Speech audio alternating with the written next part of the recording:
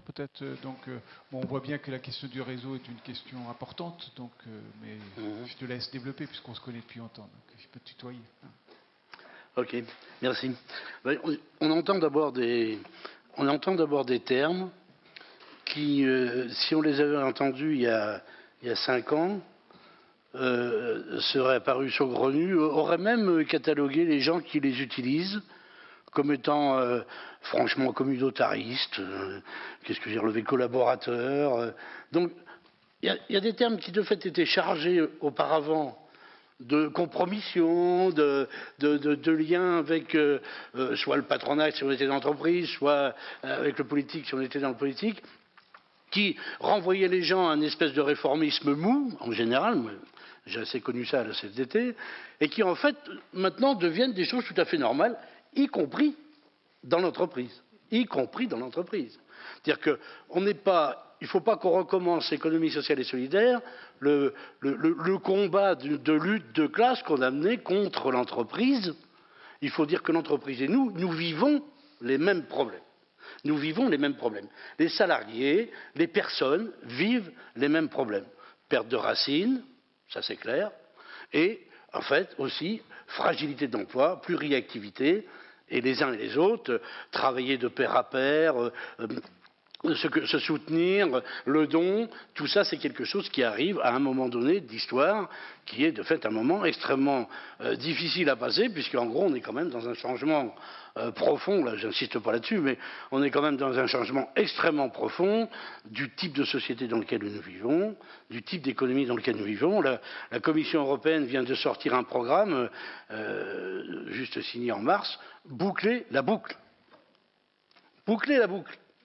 Et si vous relisez, je l'ai pris exprès pour quand même se faire ce petit plaisir, le Premier ministre vice-président chargé du développement durable, notre planète et notre économie ne survivront pas si nous nous en tenons à la logique du prendre, fabriquer, utiliser, jeter. Voilà. Il y a 650 millions et puis il y a 5 milliards de fonds structurels. Est-ce que nous sommes capables de nous organiser pour aller sur ces marchés? Et aux plateformes numériques, est-ce qu'on peut opposer des plateformes humaines? Alors il y en a, vous en faites partie, ce que j'ai entendu avant, on en fait partie, moi je développe des groupes employeurs, on en fait partie. La question d'aujourd'hui, c'est est-ce qu'on va pouvoir faire converger tout ça pour dire comment nous, on va fonctionner en société, on va reconstruire cette société qui, pour des raisons pas forcément négatives d'ailleurs, mais s'écroule, se disloque, les idéologies tenaient tout ça, elles ne le tiennent plus, les partis ne savent plus très bien réorganiser tout ça, et du coup c'est nous, la société civile, qui comme dans toutes les guerres, reprenons le flambeau pour réorganiser le système.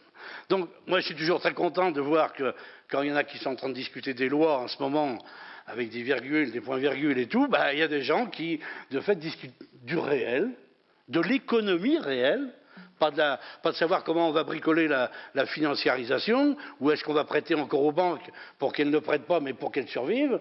Le patron de la Banque de France était sur France Inter, il était tout content parce qu'il avait créé 60 000 emplois l'année dernière. Mais avec quel argent ?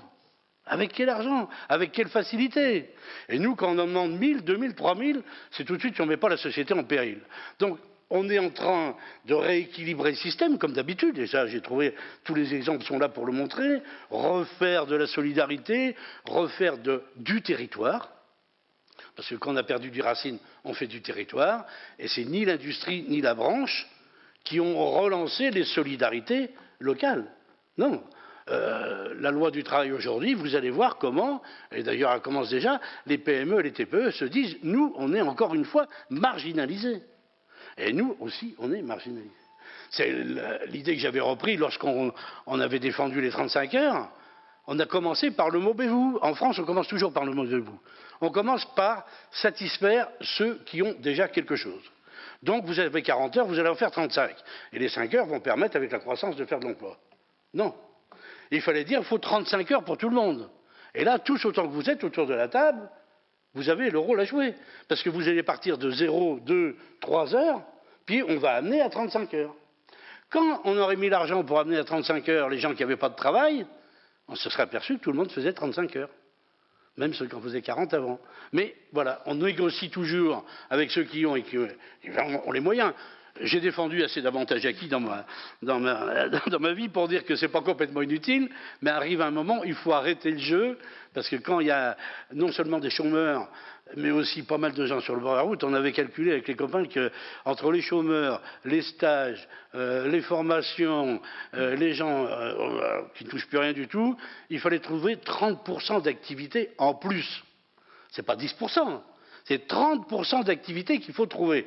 Donc, nous, on s'attelle à ces 30% d'activité. On sait où c'est, on y va, on prend des risques. Avec les groupes employeurs, on prend aussi un certain nombre de risques, mais ça paye. Et même aujourd'hui, il y a des grosses entreprises qui font du groupement employeur. Je reviens de Vienne en Autriche. Tous les hôteliers de Vienne en Autriche viennent de monter un groupement employeur. Donc, si nous, on se repositionne, les financeurs, alors nous, France Active, et bien sûr avec vous, sur ce type de choses, c'est qu'il faut qu'on voit comment le monde change.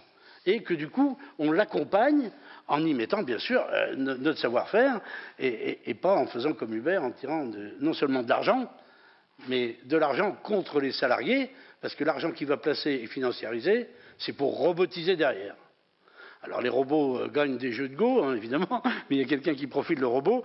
Mais nous, au jour d'aujourd'hui, sans s'opposer, mais en construisant, et c'est ce qui me plaît dans le mouvement actuel, c'est qu'on n'est pas forcément, même s'il y a bien sûr des différences et qu'on sera dans de la bagarre à des moments ou à un autre, on est devant notre destin parce qu'on ne sera pas forcément financé comme on l'a été. Donc on va être obligé de trouver en nous-mêmes des moyens de financer nos propres activités, nos prestations, et ça dans une société qui va pouvoir le permettre, mais qui sera ni d'assistance, bien évidemment, et qui, j'espère, ne sera pas exclusivement tournée autour de l'argent, bien évidemment. Merci. Ce sera le mot de la fin. Je n'ouvre pas des débats sur tout ce que tu as évoqué, parce que sinon, je pense qu'on serait là encore jusque ce soir. Donc, vous l'avez dit, hein, bon,